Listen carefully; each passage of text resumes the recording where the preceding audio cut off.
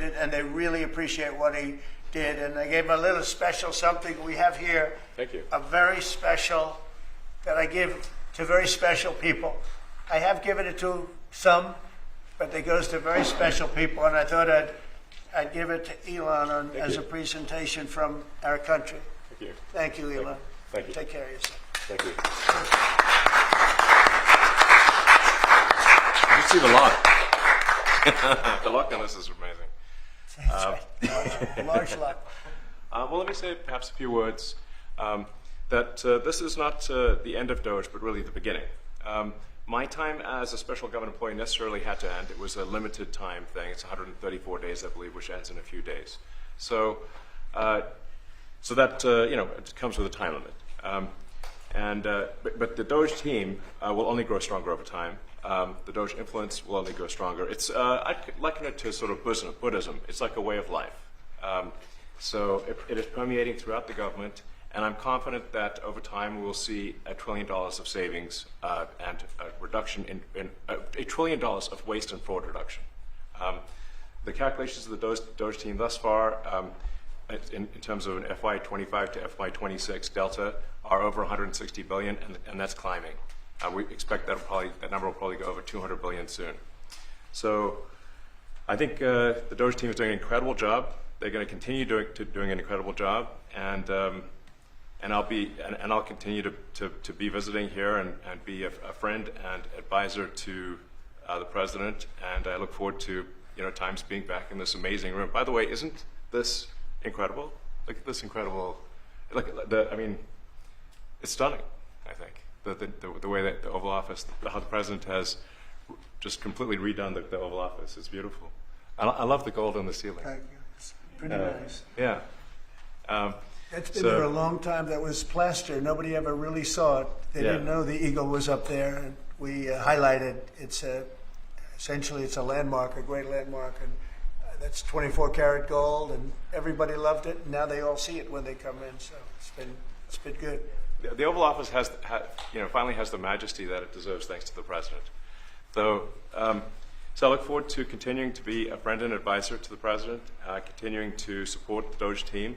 And we are relentlessly pursuing $8 trillion in waste and fraud reductions, which will benefit the American taxpayer.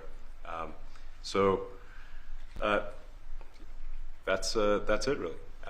Thank you, Mr. President. Thank you. Right. Great job. Thank you. Thank you, President Trump. The president mentioned that you had to deal with all the slings and arrows during your time at DOGE. There's this New York some of the people, some of the media organizations in this room were the slingers. Well, so there is a New York Times report today that accuses you of blurring the line between. It's the New York Times. Is that the same publication that got a Pulitzer Prize for false reporting on the Russiagate? Is it the same organization? I think it is. I think it is. I think the judge just ruled against the New York Times for their lies about the Russiagate hoax, and that they might have to give back that Pulitzer Prize. That New York Times. Let's move on. Okay. Next question. President Trump, Biden aides who used to work here are in talks with Republicans in Congress to go and testify about what they did or didn't do to possibly conceal President Biden's decline.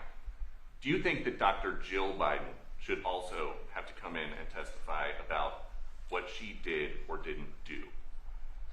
Well, I hate the concept of it. It's the wife of a man who was going through a lot of problems, and everybody that dealt with him understood that. And I guess it came out during the debate loud and clear. That was the biggest signal of all.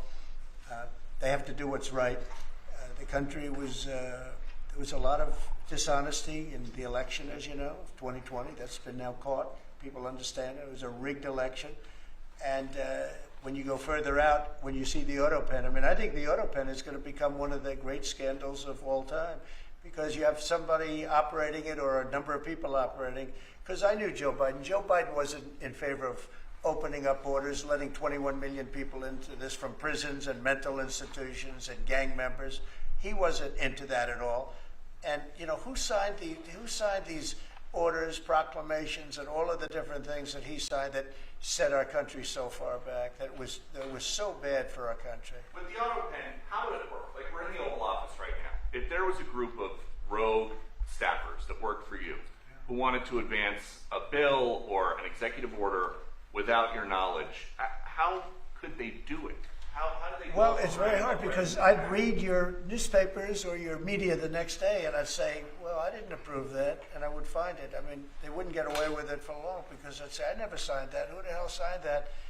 Auto pens, to me, are used to sign letters to people because we get, I think they said 20,000 letters a week, and you like to be able, when somebody takes the time to write a letter, it's nice to sort of write back. And auto pens are meant for that. Auto pens are not meant to sign major proclamations or tax cuts or borders, anything having to do with the border, which is so important. And if it happened on my watch, I would be able to see it because the next day or sooner I'd be reading about something that I knew nothing about and who the hell signed this.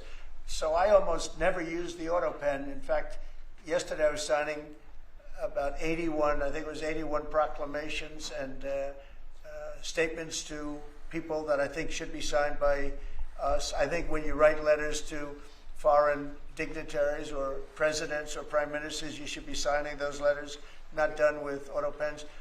I understand he signed almost everything with an auto pen. It's a very dangerous thing. It really means you're not president. Whoever operated the auto pen, and we think we know who that is, and it was actually more than one person, but that's not what the presidency is all about. I hardly use the auto pen. Are you going to reinstate the tariffs on China? You said that they violated the agreement with the U.S. Well, they did. They violated a big part of the agreement we made. You know, if you read that whole statement, I was very nice to them. I helped them because they were in trouble with the stoppage of a massive amount of business. But I'm sure that I'll speak to President Xi and hopefully we'll work that out. But yeah, it's a violation of the agreement. Yeah, please. Mr. President, can you give us an update to the latest ceasefire agreement that Israel has agreed to, but Hamas still considering? Well, they're very close to an agreement on Gaza, and we'll let you know about it during the day or maybe tomorrow, and we have a chance of that. And I think we have a chance of making a deal with Iran also. They don't want to be blown up.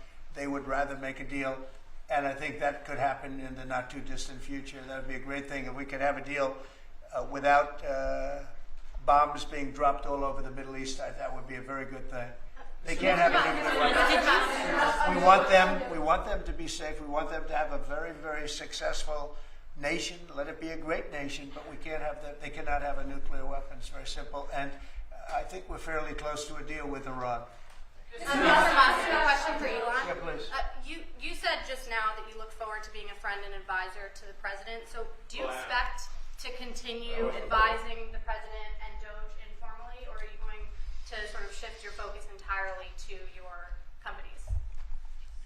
Well, I expect to continue to provide advice whenever the president would like advice. I hope so.